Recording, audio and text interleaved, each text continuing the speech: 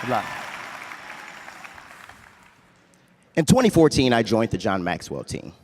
And I remember going on the Facebook page for the first time and seeing the success stories of coaching clients, speaking engagements, and other contracts. And although I was excited to be part of a world-changing community, I must admit, made me feel a little odd. Like, have you ever looked around and saw everyone doing something that you weren't? For me, that began with a big green bicycle. It was a birthday present. I was 5.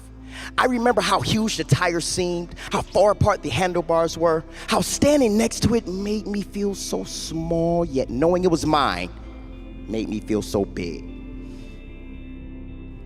I never learned to ride that big green bike, or the red one, or the black one after that. See, I couldn't keep a bike for more than a few days before it was sold to support my mother's drug habit.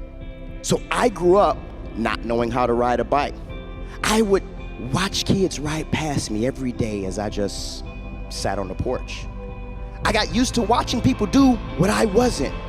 And then one day, I turned 30. My oldest daughter was turning 5, and our birthdays only 3 days apart. Guess who wanted a bike? Not me. But it was time to teach her how to ride, and actually it was time for me to learn myself. So I bought a bike, drove out to the hot Arizona desert where there were no other humans around, so I can fall as much as my heart desired. And it was 110 degrees every day, which made the ground really hot. Excellent motivation to get back up quickly. And after I endured 3 days of bumps, bruises, and burns, there I was, a 30-year-old man riding a bike for the very first time.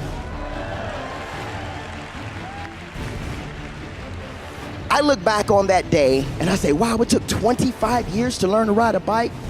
But actually, it only took 3 days to learn to ride. It just took me 25 years to get off the porch. 25 years to let go of the embarrassment. 25 years to realize my pride was a lot bigger than my passion. I spent all of that time denying myself an experience because I thought no one needed me to get off the porch. And if you're like me, you watch people do something that you weren't doing. And just like me, you have a choice. You can let go of the pride, realize it's not about you, put on your big boy pants, deal with some bumps, some bruises, and ride that bike. Or you can sit on the porch.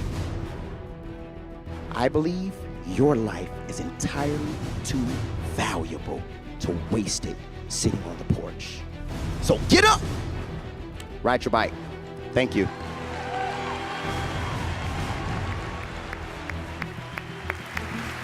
Good job.